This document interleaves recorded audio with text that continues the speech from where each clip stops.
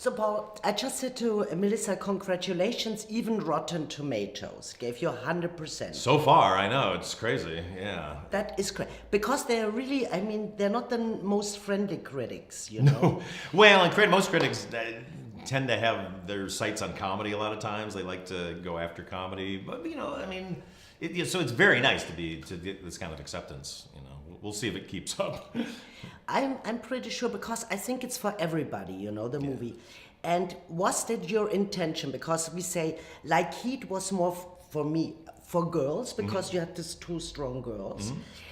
But here, it's, I think, for everybody, even kids, Yeah, I mean, hopefully. I mean, it's R-rated in its language. But I really wanted to make something that everyone could enjoy. I mean, I love working with funny women, and I'm trying to get to a point where if men see women on a poster, they don't go, oh, that's just for ladies. That they go like, oh, they know my name and they know her work and go like, oh, that's just gonna be funny. And then we can kind of break down that barrier, hopefully.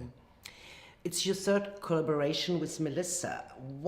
How would you describe her? What's the character? What is the specialty she has? She's just this person that is kind of your best friend the minute you see her on screen. You want her to succeed. You want to follow her as she's having her exploits. And then that's a very hard quality to have, because that takes a real charisma, but it's beyond just being like some stunning model or whatever. You have to have that, I don't know, an openness. It comes from, you met her. She's just a very warm person in real life, and that all comes across. And then in the characters we develop for her, we want to make sure that she's never silly or stupid or not good at things. It's just about somebody figuring something out, but they're actually not bumbling.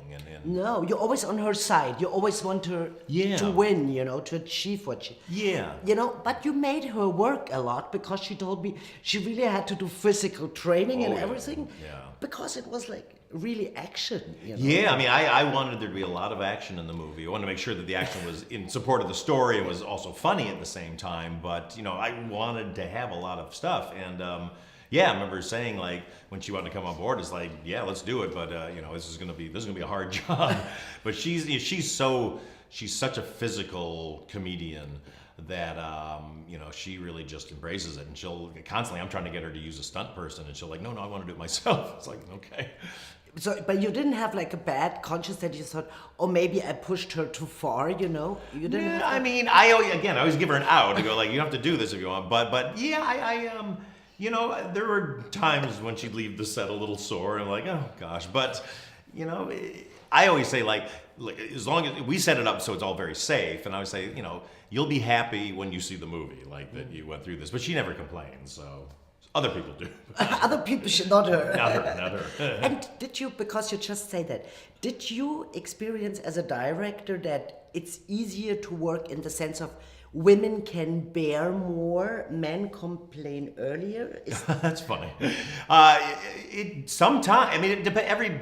Every person is different. But I find that the women I work with, the funny women, are really game for anything, which is great. Not to say that the men aren't either, but but I do find that they like to go for it, and it's fun for me to figure out how to push them to be their best and to also push beyond what people expect them to do, and that's exciting. Do we gonna get did you say 2 or 1? Okay, cool. Then not last question. Yeah, did you think of that you say, okay, that was the first Susan Cooper undercover, we're gonna see like a sequel? I would love to. Yeah, I love the character so much, and I love the characters around her, and I definitely want to bring them back for more. And also I want to just keep setting these stories in different different world locations, because it's just exciting. I travel a lot, my wife and I, and so it's just fun to show off places that we know. Paul, I thought that. You are one who wants to travel. That's why you set your stories. Oh, yeah. Oh, let's go to Vietnam. Okay, we go. But every time how you do it? Every time I do that, I've done that in a few movies, I end up not being able to shoot where I actually wanted to be. So, but because originally Spy was supposed to take place mostly in Paris, but then when we found out we had to shoot in Budapest for tax reasons, when I got there, it was so beautiful. I said, I'm just going to change the script to be Budapest, because why would I want to hide Budapest? And it's such a great place.